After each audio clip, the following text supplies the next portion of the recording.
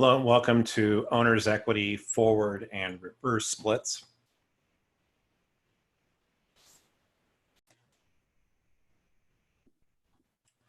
My disclaimer and copyright notice: the information and opinions in this presentation are those of the author only and not the author's employers or affiliated organizations, including but not limited to Irvine Valley College and the South Orange County Community College District.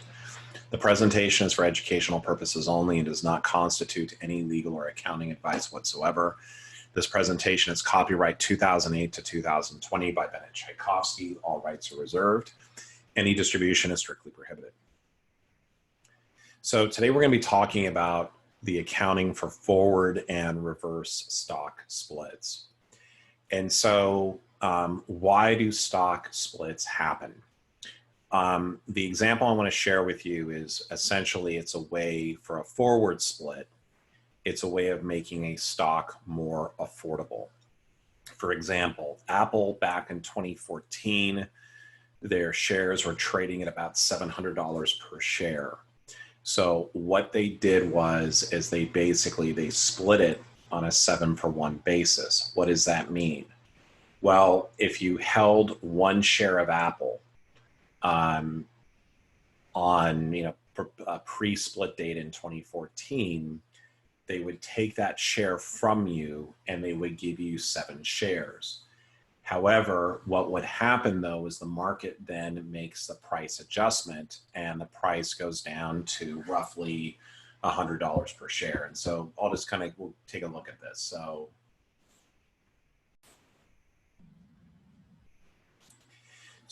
if you were an Apple shareholder, and say you were an Apple shareholder in 2014, we held, let's see here, 100 shares of Apple.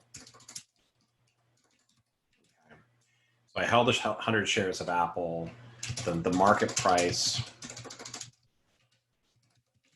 pre-forward split was $700 per share.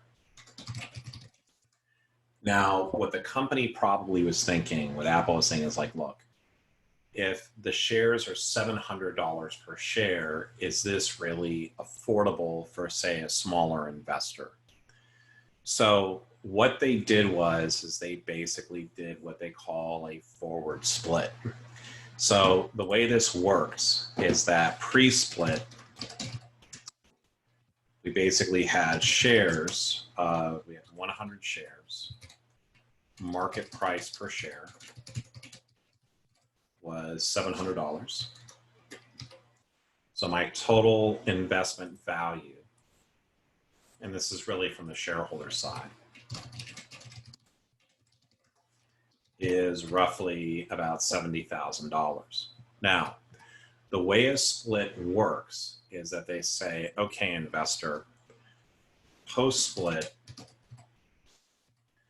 so investor, we're going to take away those shares that you have right over here, and we're going to give you new shares. So if this is a 7-for-1, so I'm going to give you 7 shares for every 1 forward stock split.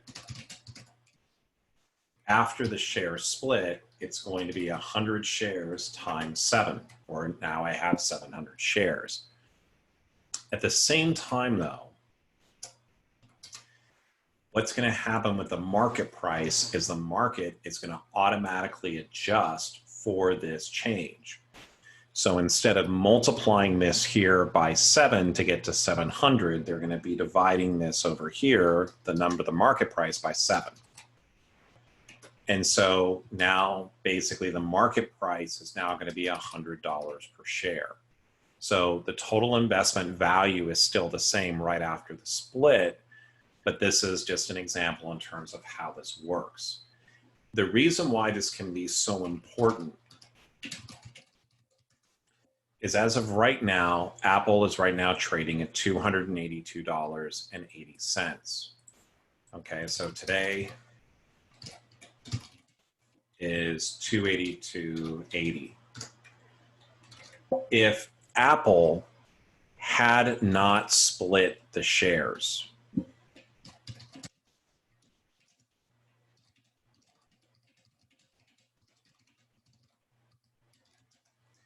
The market price of this here, of the shares, would be almost $2,000 per share. The challenge that a lot of companies face is that if your stock price gets so expensive, so if Apple never did their split, the actual share price today would be, $1,980. So there's a huge, huge incentive for companies to kind of keep their share price down. So again, this is why companies will do a forward split. From an accounting perspective, it's only going to be, we don't do a journal entry. It's only going to be impacting our number of authorized, issued, and outstanding shares. That's kind of how that works. So let's take a look at the example I've given you. I've slightly modified it because for Nozama, or Amazon spelled in reverse, they're now trading at $2,375 per share. I think in the original example I had shared with you, I think it was $1,700 a share. So that's what I was writing back in the day. So what happens over here? So pre-split, okay, my authorized, issued, and outstanding shares over here. This was 5 billion. So they had 5 billion shares authorized. They had over here 507 million shares issued. And they had 484 million shares outstanding. So this is pre-split. Now, the company goes through over here and they declare a 10-for-1 forward split. What happens? Well, for every share here, I'm going to be replacing it with 10 new shares. So what's going to happen here is I'm going to be multiplying each of these values here by 10.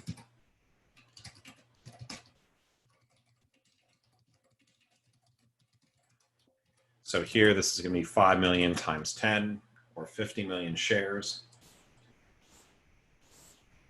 Over here, in terms of the issued, 5 billion 70 million shares, and outstanding 4 billion 840 million shares. So this is what happens when a company does a forward split. We basically take the authorized, issued, and outstanding, and we multiply it by the amount of the split. If I'm an investor in Amazon, and say if I had, say, 100 shares of Amazon. So if I'm an investor, and this is not required in the problem, say if I had 100 shares of Amazon, basically at $2,375. So for a total value here of $237,000. Now, if I did a split, what would happen here in terms of my shares is like, well, I got a 10-for-1 forward split. So now I own 1,000 shares.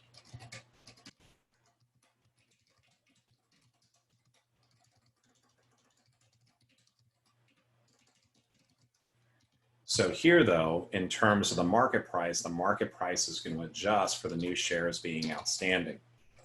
So this is now going to be $237.50. And I'm essentially in the same position. However, as I showed you earlier with Apple, what can happen is that psychologically, this is the cheaper stock price is actually going to make it more attractive for newer investors to come in and come in and purchase their shares. So as we look at this over here, for the forward splits, the concept again behind this over here is really about we need to lower our share price just to make it more palatable essentially for our future investors. So this is what we call a forward split. No journal entry, it's just going to adjust the amount of shares authorized, the amount of shares issued, and the amount of shares outstanding. So let's take a look now at what a reverse split is. So there are certain stock exchanges, such as the New York Stock Exchange and the NASDAQ, that require companies to have a minimum listing price in order to continue listing on the exchange. The New York Stock Exchange and NASDAQ do not want companies that are selling for fractions of a penny. There are a lot of different complications. As of a few years ago, brokers generally cannot recommend stocks if they're trading below a certain amount.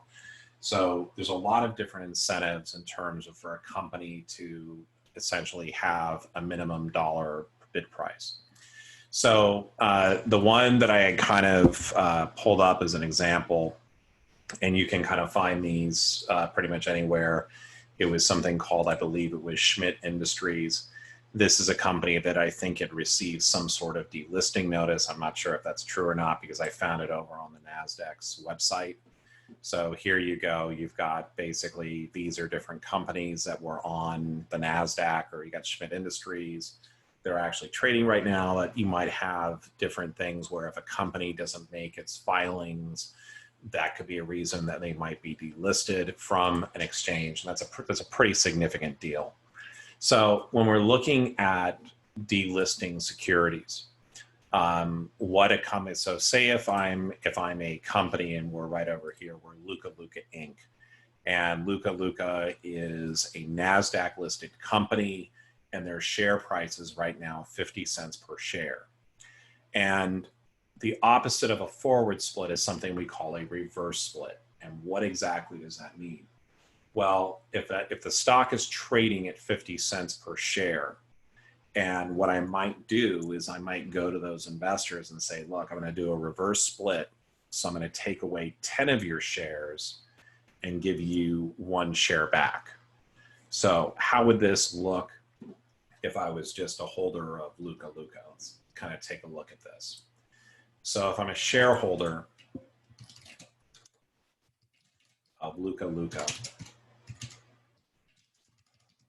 and say if I own, I will say I own 10,000 shares, and the shares are selling for, say they're selling for 50 cents a share. So the total value of my investment is $5,000.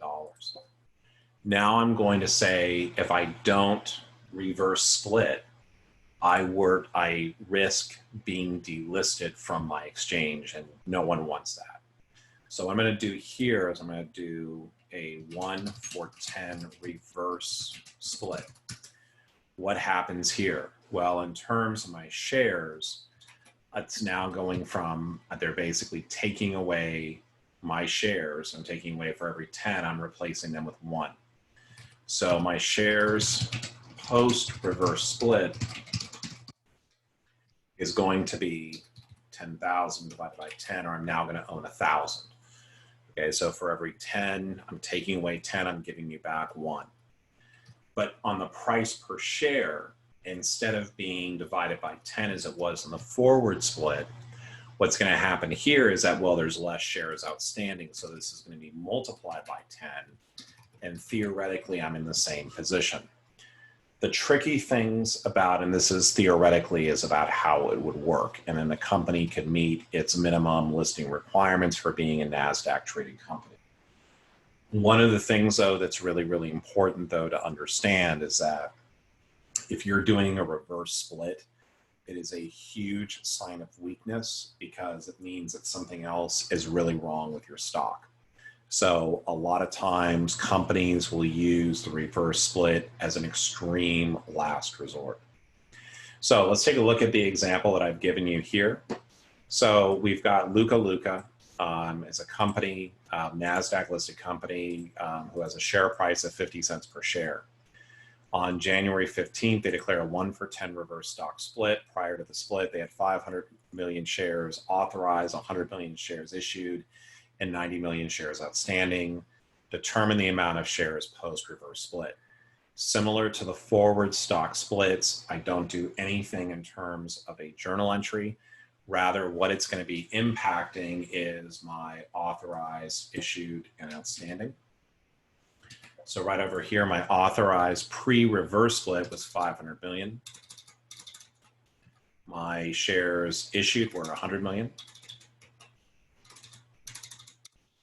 And my outstanding was 90 million.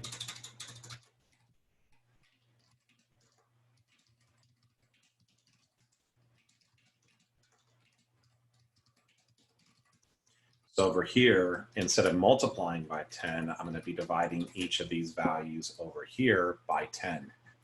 So if I'm doing a reverse split, post-reverse split,